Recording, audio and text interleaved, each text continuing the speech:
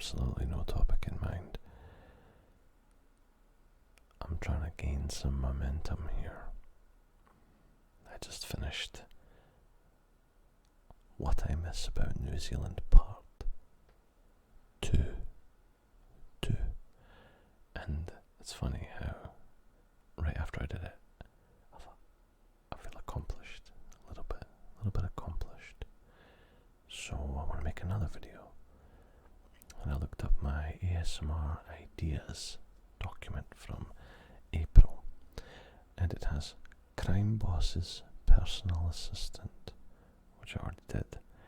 I really like that video, and I hope that if you've not seen it, you would go check it out. It's about, I thought, what if there was a personal assistant roleplay, but for like a mafia boss, and you had to talk about logistics, like getting his dry cleaning done, and you've got an appointment at 1:30, we'll have to move it to 2 because, like, there's a guy you need to talk to, and you need to go bury him in the desert and stuff like that, just like matter of fact. I like that one. The next one on the list is ASMR taxes. Now, I haven't done that one yet, but I thought about doing a kind of wind up troll video of ASMR has become so prolific. I like that word. Prolific. ASMR so prolific that like the government has to step in because everybody's going around like in an ASMR daze, driving their cars, operating heavy machinery, which is causing loads of accidents. Planes are falling out of the sky because the pilot's like totally in ASMR, like zombie trance. And so the government start to levy an ASMR tax so that it can pick up the tab for all the hospital bills and enforcement and stuff like that. I thought it might be quite funny. And so I was going to talk to you, the viewer, about how many. I'm like a tax consultant, or your accountant, and I'm like, listen, there's this new tax that we have to, by law, we have to like inform you about, right?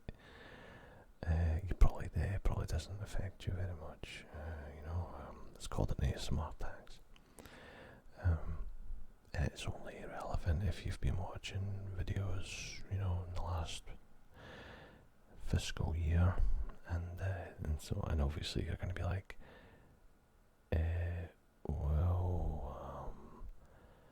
yeah, I've seen a few, I've been watching a few. Oh, how many? It's only taxable if it's like 100 videos or more. That sort of thing. So anyway, look out for that one. What I don't miss about New Zealand, that's going to be the next one, I think. Unintelligible face exam. I don't know why I wrote that, but I should do that one. There's videos I can do here with these two wee microphones that you're listening to me on right now, which I love, by the way. And I hope you love them too. I love the way they sound.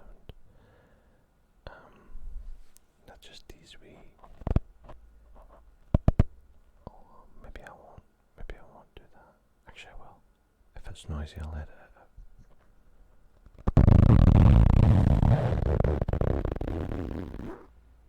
Look at these wee things. They're absolutely tiny.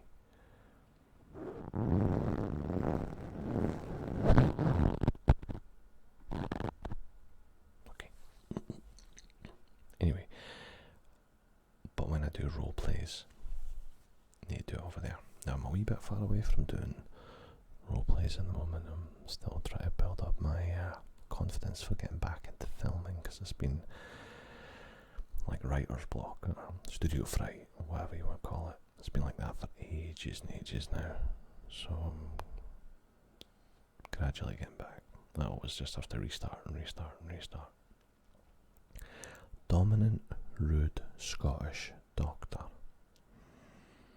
haven't done that one yet. Quite like that. I quite like the sound of that one. And Sarcastic Doctor, and I've got in brackets Cliff Drone. So you might recall I did one called a sarcastic. It was a Sarcastic Doctor. Like, oh, you've decided to come back and have an appointment. It's a miracle, that sort of thing. Oh, you actually showed up for your appointment. Well done. That sort of sarcastic thing. And I have this idea of a follow-up to that video with me taking the sarcasm from kind of level 10 to like level 600, and it's going to involve using my drone. So now that it's summer, I reckon I can do that one. So keep a wee eye out for that. I might be inspired to do that one. Should be pretty funny. I can't avoid doing silly comedic stuff on this channel, even though it might be my downfall. But I'll just keep doing it, so whatever. Yeah. The other thing I wanted to talk about, and I've just realised this, is I've been toying with the idea of doing a kind of rant channel. I actually have an empty channel right now called The Scottish Rant, and it basically, I envisage it being just me ranting about the topic of whatever is happening that week. And I think I'm kind of seeing it partly as a therapy for me to get stuff off my chest, but also because I feel like there's a gap in the market. There's a gap in the market, I think, for people who are, for lack of a better word, politically homeless. Those who like might be left-wingers but disagree with a lot of stuff, or who might be right-wingers but disagree with a lot of stuff that they do. People who are just sort of in the middle and go left and right, depending on the topic, depending on the issue. Like, I'll watch stuff from channels I really like and go, oh, that's a really good point, and then they'll throw in something which I think, oh mate, you're just destroying your own cause now. And then I'll see something from the right wing which might be a really good point, but then they have to spoil it by coming out with some mental thing, and I'm like, oh, so I'm like, see, this is why nobody likes you. I'm trying to figure out if there's a space there in the middle where one can successfully talk about hot button topics and potentially taboo topics without getting in trouble. I really feel more and more that free speech, the ability to rant, the ability to publicise your opinions, is starting to become more and more the purview of the wealthy. Because, I'm terrified of, I'm a nice guy, but I'm terrified of saying something that might be misunderstood or offensive, and then somebody decides to cause trouble for me because of that, and email my employer or whatever. And I don't think I'm that big that I know I'm a small YouTuber, so, but I also feel like life's unfair, and I've already been hit once with backlash for something that I felt was deeply unfair, and so I'm very wary, because this is how it goes. The million subscriber channel can say whatever they want and nobody will give a fuck, but the small channel who decides to tackle a sensitive topic gets fired. I'm sure I'm being over cautious, but you got bills to pay, you got mortgage and kids, you need to be over cautious, especially now. So anyway, I'm very much thinking about making this other channel where it would be me kind of just ranting, my normal voice, I expect, with the mandatory cuts and zooms they have on all the other channels. I know it sounds boring, but because you might do something different. But I'd like to think the content would make up for that.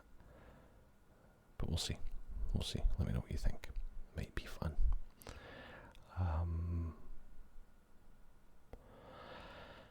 Yeah, I'm still getting over from COVID right now. Try not to cough.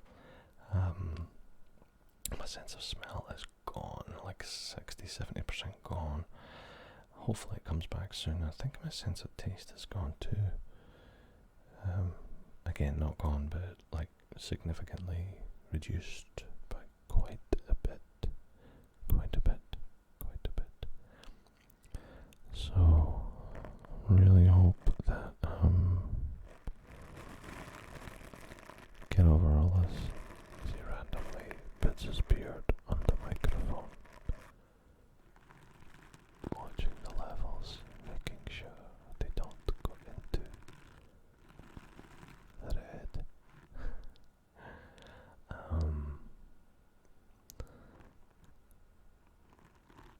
Anyway, this is me just making stuff up. But yeah, I'm done isolating, so I can go out now. But my son had developed symptoms last week, so I've had to keep him out of school for a wee bit longer, just to be sure. I don't want to be responsible for giving people COVID, especially at school and class, right before summer. So anyway, and this is the 7th of June, and I leave for Scotland on the 28th of June, so I'm getting excited about that. I'll keep you posted on how that goes, what we're going to get up to, meeting up with a few other artists, just on the cards for kind of middle of July.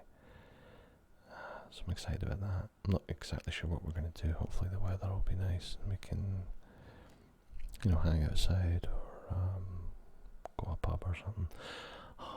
Yeah, that brings me to something else. So I've not had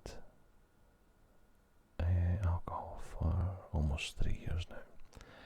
But I'm not going to lie, I've been thinking more and more about when I go to Scotland, would I be tempted?